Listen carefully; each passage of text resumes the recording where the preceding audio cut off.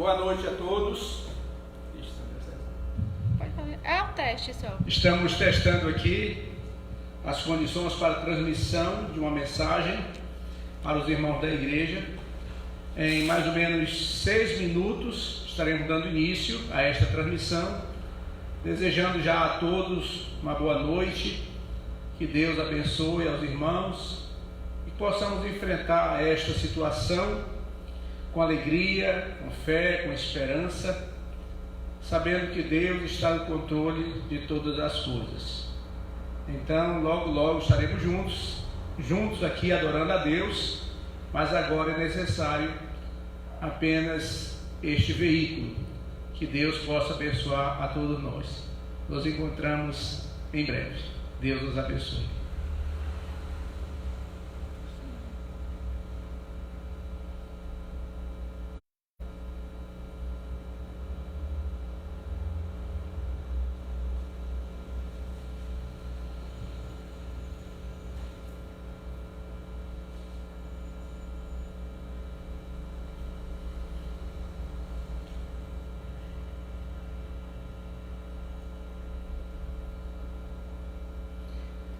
Antes da transmissão, vamos cantar a estrofe de um hino ao Senhor. Vamos cantar o hino 46, que tanto fala da nossa bendita salvação. Eu perdido pecador, longe do meu Jesus, já me achava sem vigor, a perecer sem luz. Meu estado Cristo viu, dando-me sua mão, e salvar-me conseguiu da perdição. Cristo me amou e me livrou. O seu imenso amor me transformou. Foi seu poder, o seu querer. Sim, Cristo Salvador me transformou. Minha vida, todo ser, quero lhe consagrar. Ao seu lado vou viver, o seu amor cantar, a mensagem transmitir aos que perdidos são. Venham todos já fluir a salvação. Cristo me amou e me livrou. O seu imenso amor me transformou. Foi seu poder, o seu querer. Sim, Cristo Salvador me transformou. A todos nós, o poder de Deus é maravilhoso, transformador, abençoador. A esse Deus toda a honra e toda a glória, hoje e para todo sempre. Amém.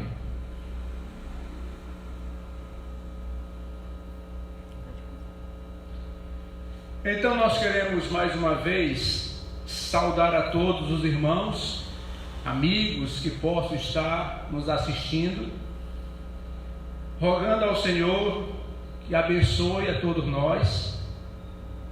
Certamente o momento não é de alegria, não é de entusiasmo, mas o nosso Deus nos ordena a termos um coração contente e alegre no Senhor. A nossa alegria não está baseada nos acontecimentos, naquilo que o mundo apresenta, nas circunstâncias, mas no Senhor. Então não há nenhum motivo para a desilusão, para o descontentamento, nem mesmo para a tristeza, porque o Deus da alegria habita em nosso coração. A pandemia do coronavírus nos impõe um isolamento social, não permitindo que nos unamos para juntos cultuar ao Senhor. Por ora, é o mais prudente a fazer. Devemos obedecer às determinações das autoridades governamentais e de saúde. No entanto, nada, nem ninguém pode nos impor a condição de deixarmos de adorar e servir a Deus, nem de louvar o seu nome, nem de obedecer os seus mandamentos, nem de cumprir com nossas responsabilidades cristãs. A vida cristã não é algo temporário, mas é algo permanente. O prédio pode estar interditado, mas nada pode parar a igreja que se reúne dentro desse prédio, pois somos a igreja do Deus vivo. Na atual condição, é necessário que fiquemos em casa, especialmente os mais vulneráveis, como os idosos, doentes crônicos e pessoas sob algum tratamento médico, ou mesmo alguém com sintoma gripal, febril ou coisas afins. A igreja nunca fechou.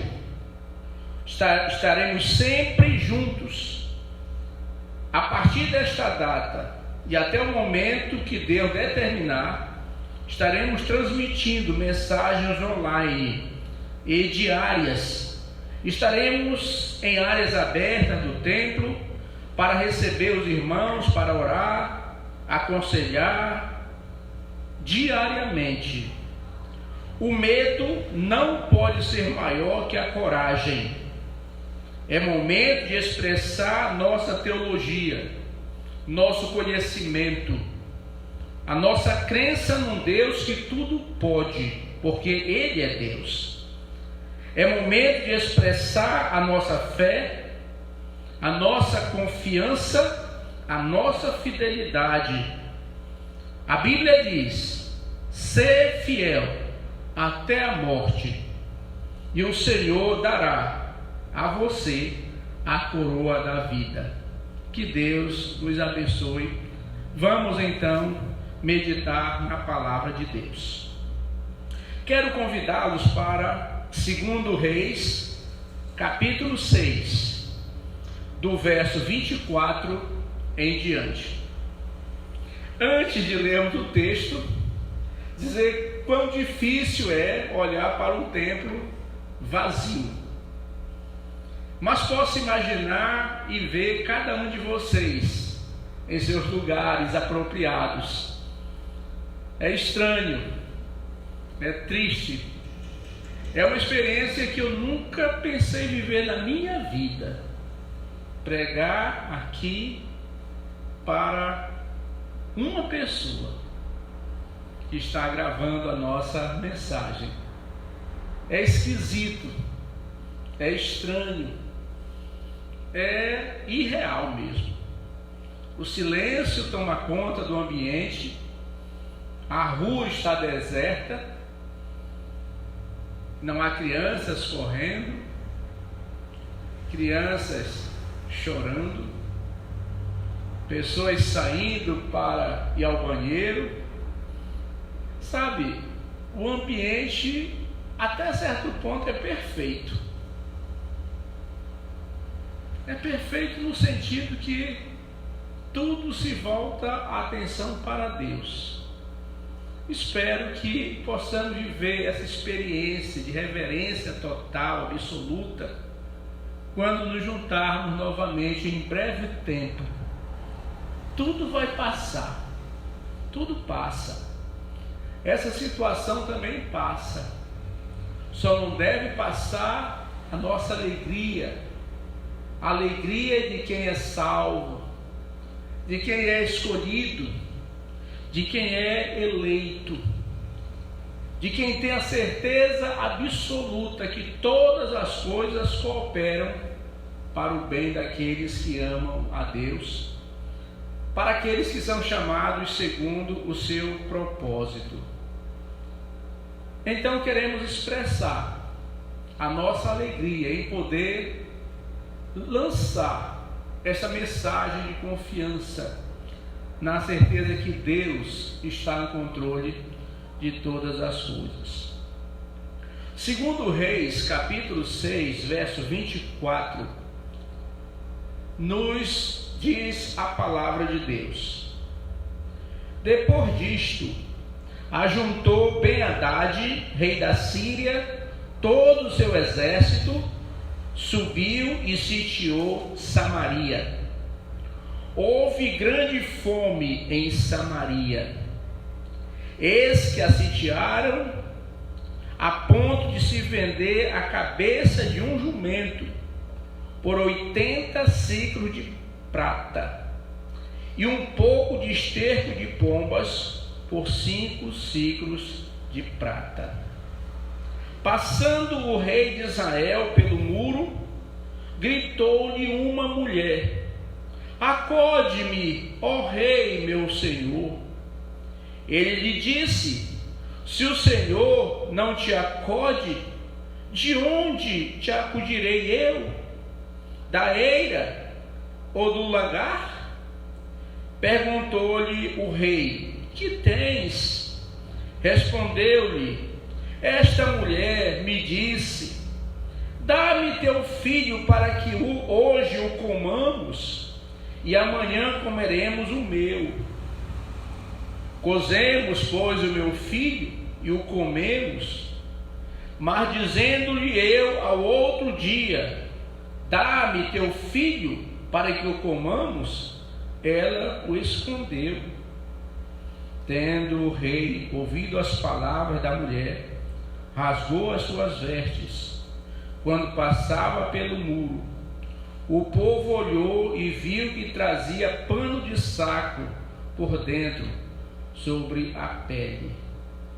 Disse o rei: assim me faça Deus o que bem lhe aprouver, se a cabeça de Eliseu, filho de Safate, ficar hoje sobre os ombros. Estava, porém, Eliseu sentado em sua casa, juntamente com os anciões. Enviou o rei um homem que diante de si, mas antes que o mensageiro chegasse a Eliseu, disse este aos anciões: vedes como o filho do homicida mandou tirar-me a cabeça? Olhai, quando vier o mensageiro, fechai-lhe a porta e empurrai-o com ela. Porventura não vem após ele um ruído dos pés do seu senhor? Falava ele ainda com eles, quando lhe chegou o mensageiro, disse o rei: este mal vem do Senhor, que mais, pois, esperaria eu do Senhor? Vamos orar. Nós te agradecemos, Pai amado, mais uma vez pela tua palavra. Nós te agradecemos porque sempre o Senhor nos conforta, mostrando o livramento, mostrando o poder onde tudo parece estar destruído. Te agradecemos, ó Deus, por cada pessoa que neste momento está sendo abençoado com a tua palavra. Que o Senhor tenha piedade, tenha misericórdia de cada um de nós. oramos em nome do Senhor Jesus Cristo. Amém. O contexto nos remete a Israel, alguns anos após a morte de Jezabel e Acabe, reconhecidos como os piores reis que Israel já teve. O reino do norte, Israel, sempre foi caracterizado por seus reis perversos, infiéis ao Senhor. Mas Acabe e Jezabel conseguiram superar a todos por sua maldade e idolatria. Eram aqueles dias que estamos aqui considerando. Com a morte de Acabe e Jezabel, Acasias, filho de Acabe, reinou em seu lugar em Samaria e foi igualmente perverso, infiel, como o seu pai e sua mãe. Por causa do seu grosseiro pecado contra Deus, Acasias reinou apenas 2 anos. Estamos aqui no ano 853 antes de Cristo, ou seja, quase 3.000 anos atrás. O próximo rei em Samaria, ou Reino do Norte, ou Israel, foi o irmão de Amazias, chamado Jorão.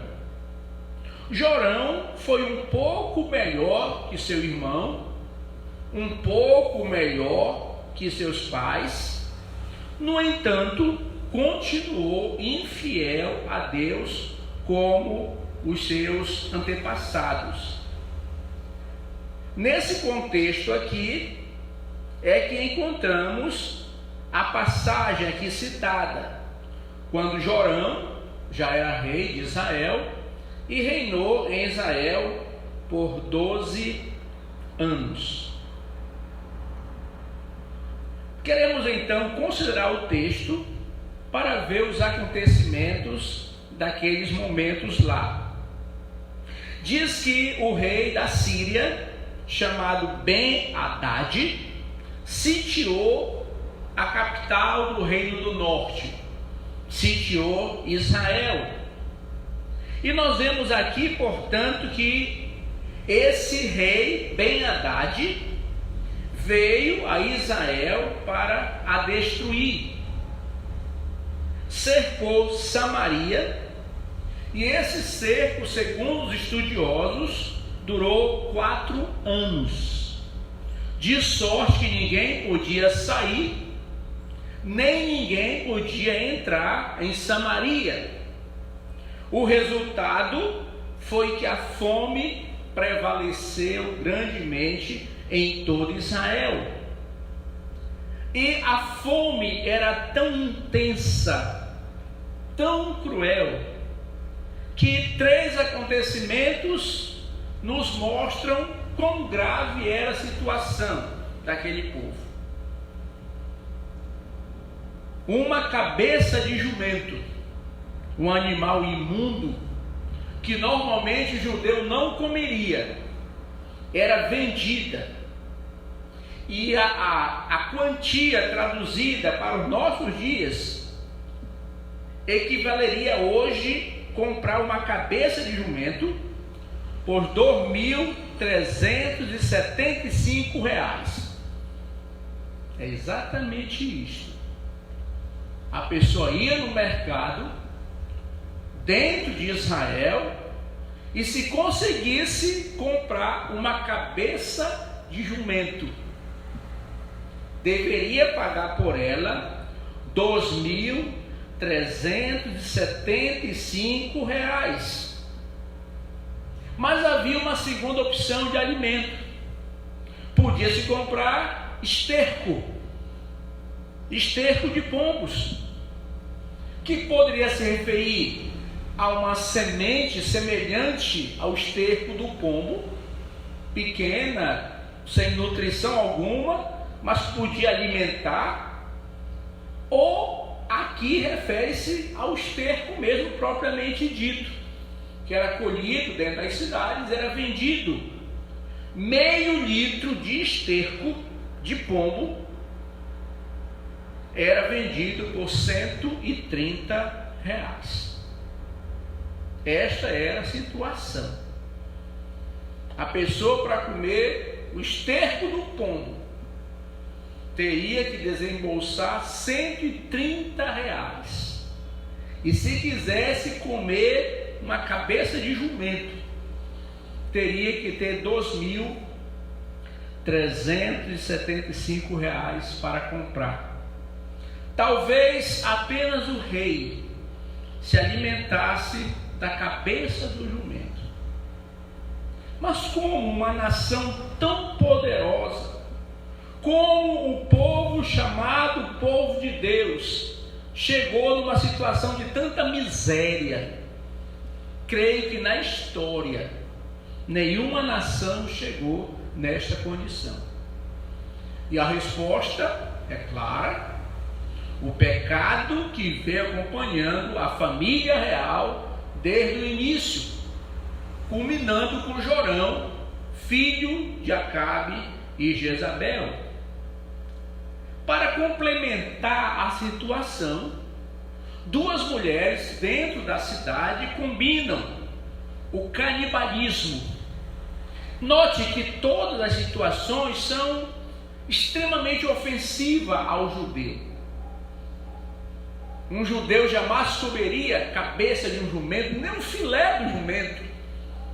Imagine a cabeça. Nem um judeu comeria cocô de passarinho. E nem um judeu ousaria praticar o canibalismo, comer carne humana. Mas a situação era tão perversa, tão negra. O pecado levou aquela nação a uma situação tão degradante que eles tinham que comer jumento, cocô e começaram a atitude canibal. Uma mulher combina com outra para comer o seu filho. E assim fizeram. No outro dia, quando a mulher vem para comer o filho da outra, ela nega, ela esconde a criança. E esta mulher, sentindo-se injustiçada, foi falar ao rei de Israel. Naquele momento, o rei Jorão reconheceu a gravidade da situação. E ele aparentemente humilha-se, coloca pano de saco sobre si, atitude de reverência, de clamor a Deus. Então ele busca em Deus a solução. Interessante que isto aconteceu em Samaria há quase 3.000 anos atrás. E parece que estamos vendo momentos parecidos em nossos dias, onde não somente o pecado de Israel, mas o pecado do mundo tem levado o mundo a uma situação de miséria. Pessoas morrem de fome hoje também. Pessoas desejariam roer a cabeça de um cachorro, de um jumento, de um gato. E em muitos lugares desse mundo não há. Vi há algum tempo atrás crianças na África fazendo bolo de lama e se alimentando desse bolo de lama que se assemelha ao esterco das pombas. E quem sabe, se não há prática até de canibalismo em situações extremas nesse mundão aí. E tudo isto por causa do pecado, do egoísmo, da ganância, da falta de amor que há no coração dos homens, por causa da falta de temor a Deus. O mundo paga O mundo paga a conta que tem feito perante o Senhor. Esses dias atuais refletem em muito a carnalidade, a perversidade, a promiscuidade de um mundo que tem se esquecido de Deus, como Israel. Mas nós encontramos aqui a resposta de Deus para aquela situação. Deus então promete abundância de alimentos. Naquela situação tão miserável, Deus então levanta-se e promete uma abundância inimaginável, porque Deus tem maravilhas. Deus não é um Deus da mesquinharia, o homem é mesquinho e infiel, mas Deus é grande. Enquanto não aprendermos essa lição como pessoas, como crentes, estaremos sempre a mendigar, a passar fome espiritual, porque não cremos na grandeza de Deus. Deus, Ele promete, interessante, no verso 6:31, Ele vai dizer então, disse ao rei, ele vai, então no capítulo 7, Eliseu responde, então disse Eliseu, ouvi a palavra do Senhor, diz o Senhor, amanhã, a essas horas, mais ou menos, dar-se-á um alqueire de flor de farinha por um ciclo, e dor de cevada por um ciclo à porta de Samaria. Porém o capitão, a cujo braço o rei se apoiava, respondeu ao homem de Deus, ainda que o Senhor fizesse janela no céu, poderia suceder isto, disse o profeta, eis que tu o verás com os teus olhos, porém disto não comerás. O profeta está dizendo que naquela nação que estava comendo cabeça de jumento, quem podia pagar, estavam comendo cocô de pombo, quem podia comprar, e praticando o canibalismo, no outro dia haveria uma fartura tal naquela cidade, que um saco de farinha seria vendido por R$1, e outro saco de outro cereal por 50 centavos, e o povo, mas isso não pode, é impossível. Mas o que é impossível para Deus? Quem é que pode dizer que Deus não pode fazer o impossível acontecer? Esse é o Deus, e os crentes têm que acreditar. Se o mundo não acredita nisso, se os capitães, se os conselheiros, se os governadores, presidentes, príncipes, reis, magnatas não acreditam no impossível, é natural a eles isso. Mas o povo de Deus precisa ter fé, confiança, crença no impossível de Deus. Deus opera no impossível. O crente não é chamado para duvidar, mas para obedecer, para crer. Então Deus promete, amanhã vocês vão ter fartura na porta da cidade. Um homem, um capitão, que aconselhava ao rei, disse, nem Deus pode fazer tal milagre. Enquanto duvidamos, Deus não abençoa. Essa é uma realidade. A situação seria revertida. Deus agiria em favor do seu povo. Então vemos o que aconteceu.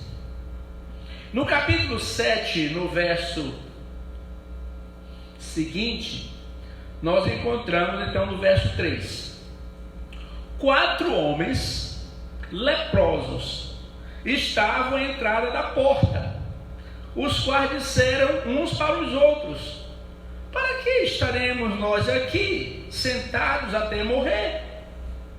Se dissermos, entremos na cidade, há fome na cidade, e morreremos lá. Se ficarmos aqui sentados, também vamos morrer. Vamos, pois, agora, e demos conosco no arraial dos Círios. Se nos deixarem viver, viveremos. Se nos matarem, então somente morreremos. Levantaram-se ao anoitecer para se dirigirem ao arraial dos Círios. E tendo chegado à entrada do arraial, eis que não havia ninguém, porque o Senhor fizera ouvir no arraial dos Círios ruído de carros, de cavalos, e o ruído de um grande exército, de maneira que disseram uns aos outros: eis que o rei de Israel alugou contra nós os reis dos heteus, o rei dos egípcios, para virem contra nós. Pelo que se levantaram e, fugindo ao anoitecer, deixaram as suas tendas, os seus cavalos, os seus jumentos e o arraial como estava, e fugiram para salvar a sua vida. Chegando, pois, aqueles leprosos à entrada do arraial, entraram numa tenda, e comeram, e beberam, e tomaram dali prata e ouro e vestes, e foram e os esconderam. Voltaram e entraram em outra tenda, e dali também tomaram alguma coisa e a esconderam. Então disseram uns aos outros: não fazemos bem, este é dia de boa nova, e nós nos calamos. Se esperarmos até a luz da manhã, seremos tidos por culpados. Agora, pois, vamos e anunciemos a casa do rei. Vieram, pois, e bradaram aos porteiros da cidade, e lhe anunciaram, dizendo: fomos ao arraial dos Círios, e eis que não havia ninguém, voz de ninguém, mas somente cavalos, jumentos atados, e as tendas como estavam. Então os porteiros gritaram e fizeram anunciar a nova no interior da casa do rei. Levantou-se o rei de noite e disse a seus servos: agora eu vos direi o que é que os sírios nos fizeram. Bem sabe ele que estamos afamados, por isso saíram do arraial e esconder-se pelo campo, dizendo: quando sair da cidade, nós os tomaremos vivos e entraremos nela. Então um dos seus servos respondeu e disse: tome-se, pois, 5 dos cavalos que ainda restam na cidade, pois toda a multidão de Israel que ficou aqui de resto terá a mesma sorte da multidão dos israelitas que já pereceram. Enviemos homens e vejamos. Tomaram, pois, 2 carros com cavalos, e o rei enviou os homens após o exército dos sírios, dizendo: ide e vede. Foram após eles até o Jordão, e eis que todo o caminho estava cheio de vestes, de armas que os sírios, na sua pressa, tinham lançado fora. Voltaram os mensageiros e o anunciaram ao rei. Tal como Deus havia dito, a praga acabou. O inimigo fugiu. O povo de Deus teve fartura. Interessante como Deus usou pessoas desprezíveis para ver primeiramente e anunciar a boa nova. O povo de Deus é desprezado, não é desprezível, mas desprezado. Se alguém fala em Deus, não faltam os condenadores, não faltam aqueles que criticam, que zombam, Aqueles leprosos eram assim. Sua palavra não tinha crédito, mas Deus eleva os humildes. Deus dá graça aos humildes, mas não dá graça ao soberbo. E aqueles 4 homens desprezados foram eleitos para verem a bênção, para usufruírem a bênção, para comer do bom e do melhor primeiro que os outros, para se enriquecerem, mas de modo correto também, espalharam a boa notícia para todo o restante de Israel. Estamos vivendo dias difíceis? Sim, mas amanhã pode ser outro dia. Se amanhã a pandemia não acabar no mundo, o medo pode acabar hoje em nossos corações. Irmãos, a nossa vida está nas mãos do Senhor. Não cabe ao crente o desespero. Cabe ao crente a fé no Deus do impossível. Ele agirá. Ele agirá. E quando Deus agir, quem é que pode impedir? Agindo Deus, quem impedirá? Então, o povo foi. O povo foi e contemplou a bênção inimaginável. Toneladas e toneladas de farinha, trigo, carne, animais, ouro, prata, roupas, ferramentas. Todos foram beneficiados, todos foram abençoados, porque Deus é o Deus da bênção, o Deus da graça, o Deus do poder. Mas lembra aquele homem que duvidou? Lembra aquele homem que disse que Deus não faria isso? Vejamos então o que diz a palavra de Deus em relação a ele. 7:16. Então saiu o povo e saqueou o arraial dos sírios, e assim se vendia um alqueire de flor de farinha por um siclo, e dor de cevada por um siclo, segundo de acordo com a palavra do Senhor. Dera o rei a guarda da porta ao capitão, em cujo braço se apoiava, mas o povo o atropelou na porta, e ele morreu, como falara o homem de Deus, o que falou quando o rei descera a ele. Assim se cumpriu o que falara o homem de Deus ao rei. Amanhã, a estas horas, mais ou menos, vender-se-ão 2 alqueires de cevada por um siclo, e um de flor de farinha por um siclo, à porta de Samaria. Aquele capitão respondera ao homem de Deus: ainda que o Senhor fizesse janela no céu, poderia suceder isto, segundo esta palavra? Dissera o profeta: eis que tu o verás com os teus olhos, porém não comerás. De fato, aquele homem, segundo o relato, ele foi atropelado pela multidão. Ele ouviu a notícia da bênção, talvez viu de longe a bênção, mas ele não comeu um grão. Ele não participou da graça de Deus, porque duvidou. Porque duvidou da palavra do profeta, duvidou do poder de Deus, duvidou da ação de Deus na vida das pessoas, na vida do mundo, duvidou que Deus é Deus. Nosso mundo duvida de Deus, bradam em alta voz: Deus não existe, não há Deus. deturpam suas leis, invertem aquilo que ele ensinou, não querem andar segundo a sua orientação, tal como aquele capitão. Por isso, irmãos, certamente não verão a glória de Deus.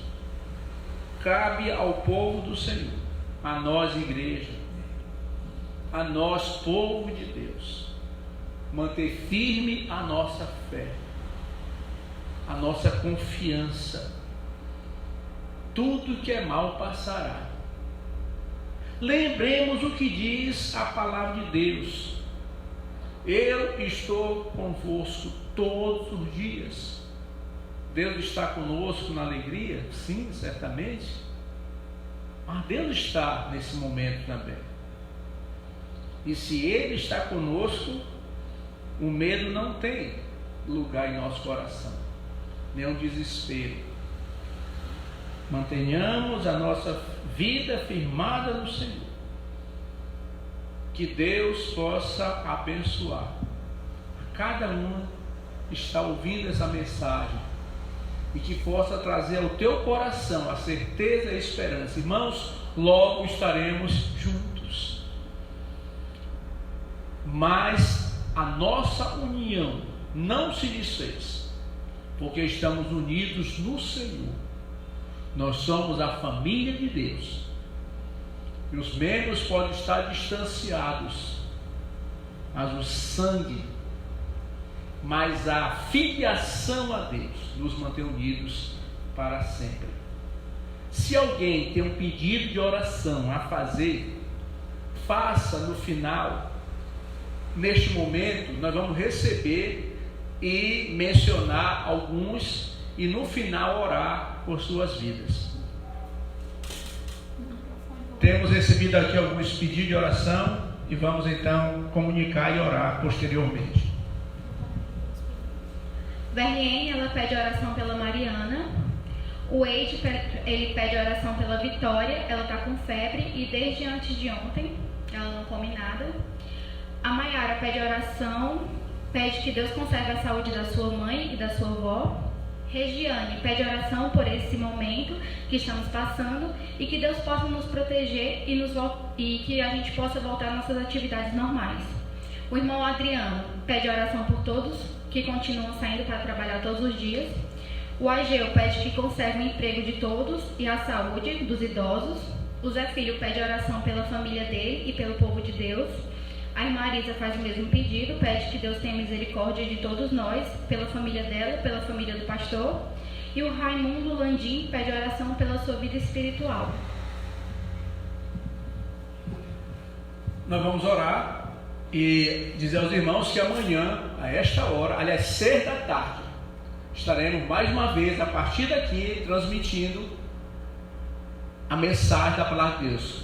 Não precisa vir amanhã para a igreja, ainda não é tempo, mas estaremos amanhã, nesse mesmo horário aqui, aliás, 6 da tarde, 6 da tarde, estaremos aqui para transmitir a palavra de Deus aos irmãos. Passe informação para frente, fique em casa e fica sempre na esperança de que Deus está agindo, Deus está no comando, Ele é soberano. Rebeca pede pela saúde do Oswaldo. Vamos orar ainda pelo Oswaldo, que a Rebeca pede oração. Vamos orar por Nádia, lá em Portugal. A minha irmã lá no Rio de Janeiro também. A tia Márcia. A tia Márcia também pede oração. Quem mais? Vai colocando aí que nós estamos aqui ao vivo, recebendo a tua mensagem. Vamos orar por todos que já foram mencionados aqui. Então nós vamos orar nesse momento. Pai Santo, Pai de infinita bondade e misericórdia, o Senhor é fiel e a tua vontade, ó Deus, prevalece.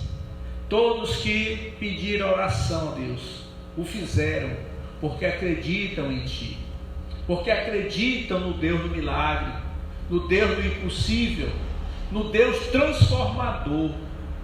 Teu povo está carecido, ó Deus, da Tua graça. Derrama sobre nós a Tua graça, Pai Santo. Abençoa os enfermos citados, abençoa as famílias mencionadas. Tem misericórdia, Pai, do Teu povo, nos faz passar por essa situação de maneira altaneira, fiel. Supre a necessidade do Teu povo, da Tua casa, da igreja. Sabemos que haverá dificuldades nas famílias, nas casas, na igreja do Senhor. Mas o Senhor pode operar de maneira poderosa, transformando o caos em bênção, como aconteceu em Samaria. Que o Senhor derrame, sobretudo, ó Deus, a tua paz, a tua graça no coração de cada um dos teus servos. Obrigado, Senhor, por esse momento, e nos dá condição de continuarmos transmitindo aos teus servos a palavra fiel. Obrigado, Pai Santo. Oramos por todos, em nome do Senhor Jesus Cristo. Amém. Leva tu contigo o nome de Jesus, o Salvador. Este nome dá consolo, seja no lugar que for. Nome bom, doce a fé, a esperança do porvir. Nome bom, doce a fé, a esperança do porvir. Deus abençoe. Até amanhã.